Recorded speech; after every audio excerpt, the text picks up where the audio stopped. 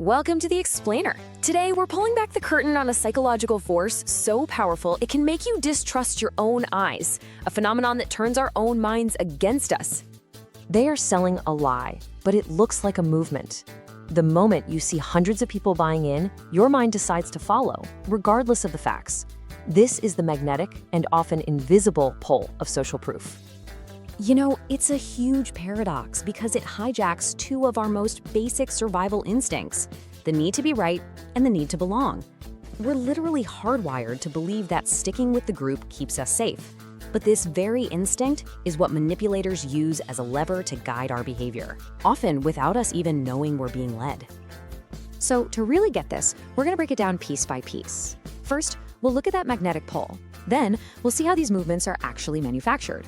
We'll dive into something called the consensus trap, see the mind as it surrenders to the group, learn how to break the spell, and finally, talk about how to reclaim your own reality.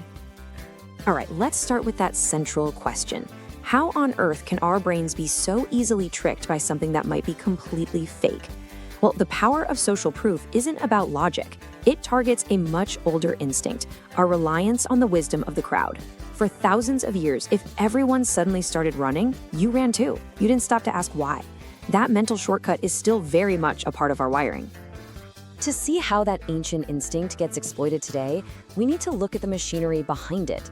We have to understand how a crowd's influence can be artificially created, manufactured, to make it look like a real movement.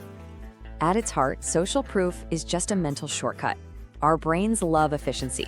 So instead of analyzing every single decision from scratch, we often just look at what other people are doing. If a restaurant is packed, we figure the food must be good. It's an evolutionary tool that helped us survive, but in our modern world, it's a tool that's very easily exploited. Now, this effect isn't always at full power. It becomes almost impossible to resist under two specific conditions. First is uncertainty.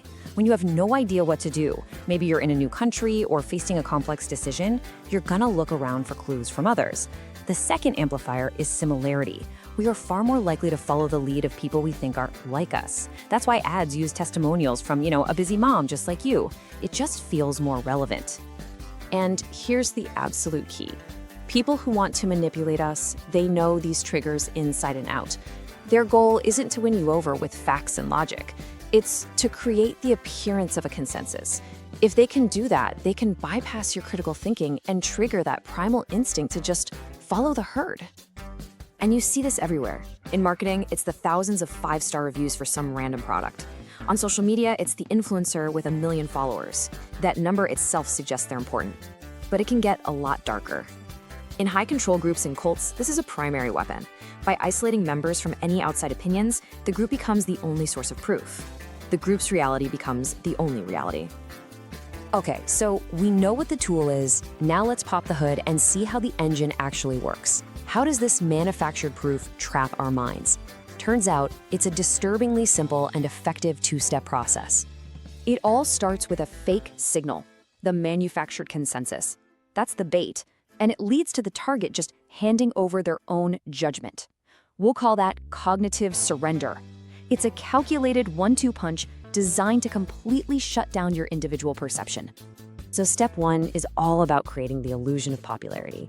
A company pays for thousands of fake reviews. A political group uses bots to make a hashtag trend. A speaker might plant people in the audience to create this wave of enthusiasm. The method doesn't really matter. The goal is to make a signal so loud that you mistake it for the real thing. Once you see that signal, it hits two of our deepest psychological triggers at the same time. The first is what we call informational influence. This is our need to be correct. You see the crowd and think, they must know something I don't. But the second one is even more powerful, normative influence. This is our deep, primal need to be liked and to fit in. It's driven by a fear of being the outcast. With this one, you think, I just have to agree with them to belong. And this is where it gets dangerous. When enough people start following the signal, you get what's called an information cascade. Think of it like dominoes. The first person follows the fake signal. The second person sees them and follows. The third person sees the first two, and the proof looks even stronger. Pretty soon, you have a whole line of people making choices based not on facts, but just on the actions of the people in front of them. The lie becomes a self-perpetuating truth. This might all sound a little abstract, but this tendency for our minds to surrender to the group has been proven in some, well, pretty unsettling experiments. To really get how powerful this is, we need to look at one of the most famous studies in psychology history. So picture this. You volunteer for what you're told is a simple vision test.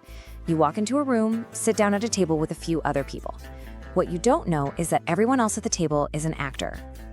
The researcher shows you a card. On the left is one line. On the right are 3 other lines, labeled A, B, and C. Your job is super simple.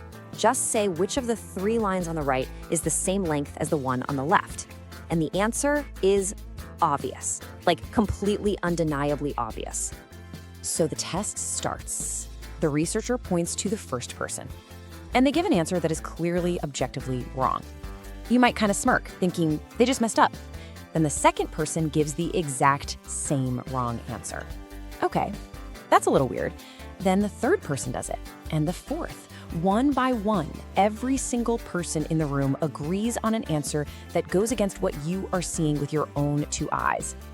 Now, it's your turn. The researcher is looking at you. The whole table is looking at you. And in your head, there's a battle raging. The undeniable proof from your own eyes versus the unanimous pressure from the group. So, what do you say? In Solomon Asch's famous experiments, the results were just staggering. 75%. 3/4 of the participants went along with the group's wrong answer at least one time. They said something out loud that they knew privately was false. This right here, this is the moment of cognitive surrender.